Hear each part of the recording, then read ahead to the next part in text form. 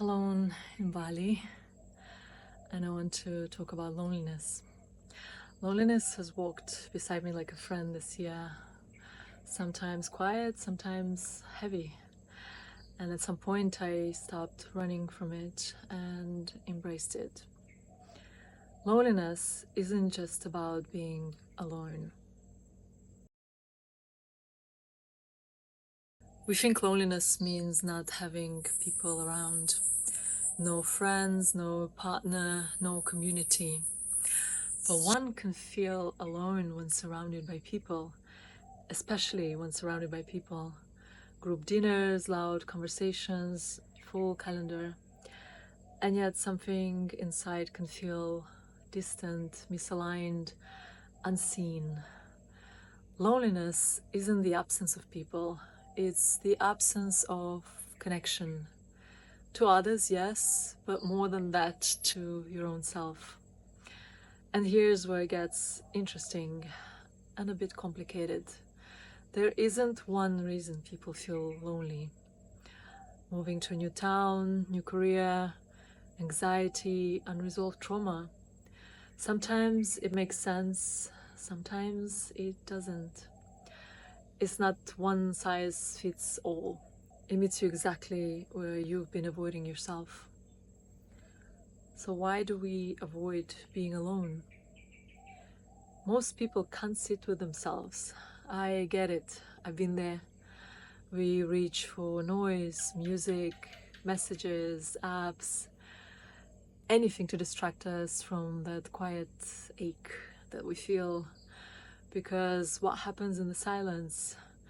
Thoughts surface, doubts, pain, memories you've buried come knocking. But here's the truth I've learned.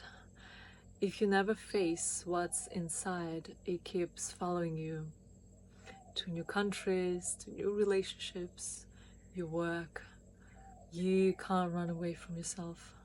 Trust me, I tried. The sacred power of choosing solitude. At some point, you have to stop feeling that space. Stop chasing connection just to feel worthy. And start choosing solitude intentionally. I traveled to new countries alone. I ate alone. I went to cafes, walked markets, hiked, journaled, not to prove anything, but to feel everything. And the shift was subtle, even slow, almost unnoticeable. I began asking myself, what is aching inside of me? Who am I, and do I like this version of me?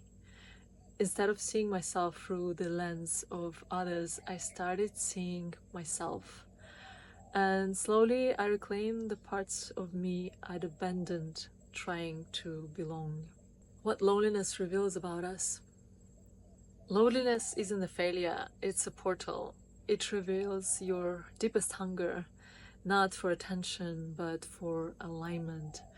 It shows you where you're still performing, where you're still proving, where you still believe you need to earn someone's love. For me, it cracked open the patterns of pleasing and seeking worth from others, trying to be enough for someone else's eyes. And in that emptiness, I met my own truth. I met God, the universal energy, whatever it is that you believe in. Something that is bigger than me. Through stillness, through breath, through reflection. Loneliness forced me to stop outsourcing my identity. And in that I found creativity again, not just for art, but for living. So if you're in a lonely season, hear me out. It's not a sign that something is wrong. It's a sign that something deeper is awakening. This is your becoming. This is where your real voice raises. Don't run from it. Sit with it. Dance with it. Listen to what it wants to show you. You don't have to wait for someone to join you. Go to the concert, book a trip, take yourself out to dinner. Be the friend or the lover to yourself you've always longed for. Because the most profound connection you'll ever have starts with the one you build within.